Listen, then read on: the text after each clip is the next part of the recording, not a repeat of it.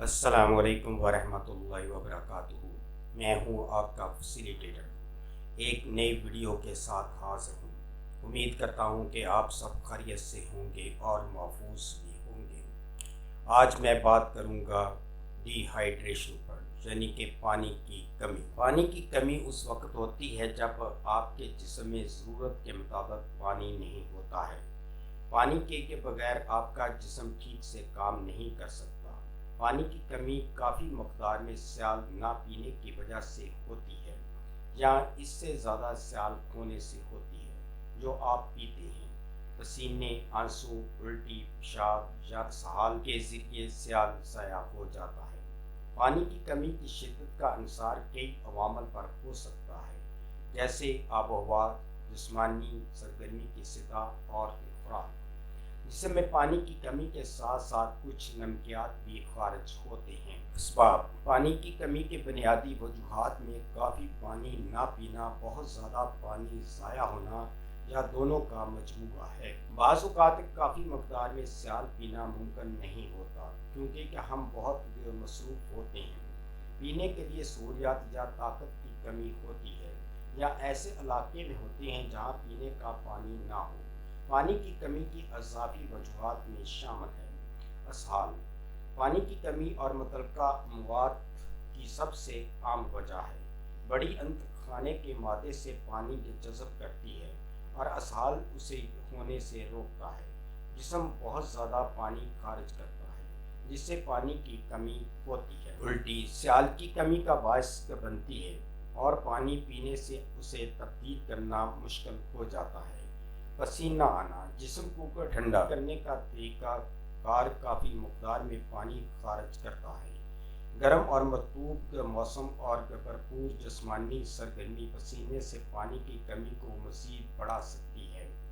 اس طرح بخار بھی پسینے میں اضافے کا سبب بن سکتا ہے اور مریض کو پانی کی کمی کا باعث بن سکتا ہے، خاص طور پر اگر اسہال اور الٹی بھی ہو۔ ذیابطیس: ہائی بلڈ شوگر لیول پیشاب پانی کی کمی کا سبب بنتا ہے۔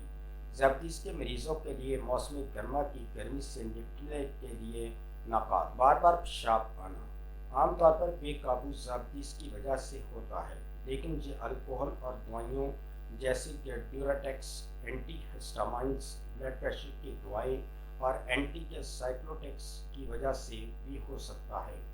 جلنا: خون کی نالیوں کو نقصان پہنچ سکتا ہے، جس کی وجہ سے ارد گرد کے ٹیشوز میں سیال خارج ہوتا ہے۔ خطرے کے عوامل: اگرچہ پانی کی کمی کسی کو بھی ہو سکتی ہے، لیکن کچھ لوگوں کو زیادہ خطرہ ہوتا ہے۔ سب سے زیادہ خطرے میں شامل ہے بوڑھے بالغ افراد جو عام طور پر پانی کا شکار ہوتے ہیں اور جو اونچائی پر لوگ رہتے ہیں۔ ایتھلیٹس: خاص طور پر وہ جو برداشت کے مقابلوں میں جیسے سائیکلنگ ٹورنامنٹس۔ پانی کی کمی کھیلوں میں کارکردگی کو مزید کمزور کر سکتی ہے۔ پیچیدگیاں: اگر پانی کی کمی کا علاج نہ کیا جائے تو یہ سنگین پیچیدگیوں کا باعث بن سکتا ہے۔ ان میں شامل ہو سکتا ہے کم خون کا حجم: کم خون بلڈ پریشر میں کمی اور گردوں تک آکسیجن پہنچنے کی مقدار میں کمی پیدا کرتا ہے، یہ جان لیوا ہو سکتا ہے۔ دورے: الیکٹرولائٹس کے عدم توازن کی وجہ سے۔ گردے کے مسائل بشمول گردے کی پتھری، پیشاب کی نالی میں انفیکشن اور کارکردگی کا فیل ہونا، گرمی کی چوٹ، ہلکے دورے سے لے کر گرمی کی تھکن یا یہاں تک کہ ہیٹ اسٹروک تک۔ علاج: پانی کی کمی کا واحد مؤثر علاج کھوئے ہوئے پانی اور الیکٹرولائٹس کو پورا کرنا ہے۔ پانی کی کمی کے علاج کے لیے بہترین نقطہ نظر عمر، پانی کی کمی کی شدت اور اس کی وجہ پر منحصر ہے۔ نوزائیدہ بچوں کے لیے جو اسہال، الٹی یا بخار سے پانی کی کمی کا شکار ہو چکے ہیں، ان کی پانی کی کمی زبانی ری ہائیڈریشن کا حل استعمال سے پوری کرنی چاہیے، کیونکہ ان میں مخصوص تناسب میں پانی اور نمکیات ہوتے ہیں۔ ہر 1 سے 5 منٹ تک ایک چائے کا چمچ کے ساتھ شروع کریں اور برداشت کے مطابق اضافہ کریں۔ بہت چھوٹے بچوں کے لیے سرنج استعمال کرنا آسان ہو سکتا ہے۔ اسہال، الٹی یا بخار سے ہلکے سے معتدل پسند پانی کی کمی کے ساتھ زیادہ تر بالغ زیادہ پانی یا دیگر مائعات کا پی کر ان کی حالت کو بہتر بنا سکتے ہیں۔ اسہال کو پوری طاقت کے پھلوں کے رس اور نرم مشروبات یا ORS سے پورا کیا جا سکتا ہے۔ اگر آپ گرم یا مرطوب موسم کے دوران باہر کام کرتے ہیں یا ورزش کرتے ہیں تو ٹھنڈا پانی آپ کے لیے بہترین ہے۔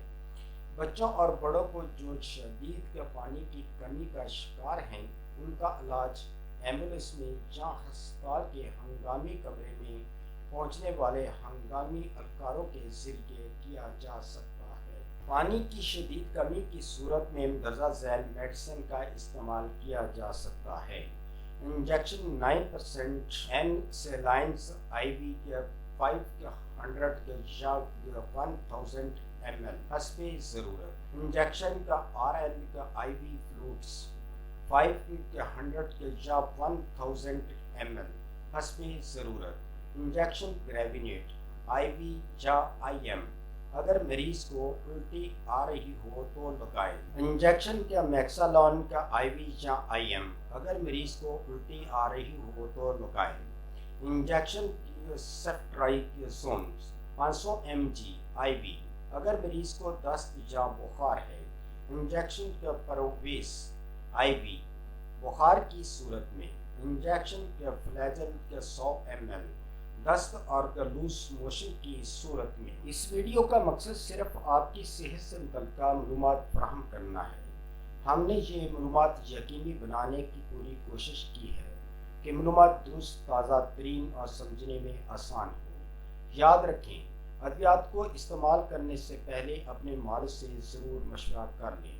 اگر آپ کو ہماری یہ ویڈیو اچھی لگی ہے تو سبسکرائب، لائک اور شیئر ضرور کریں۔ شکریہ۔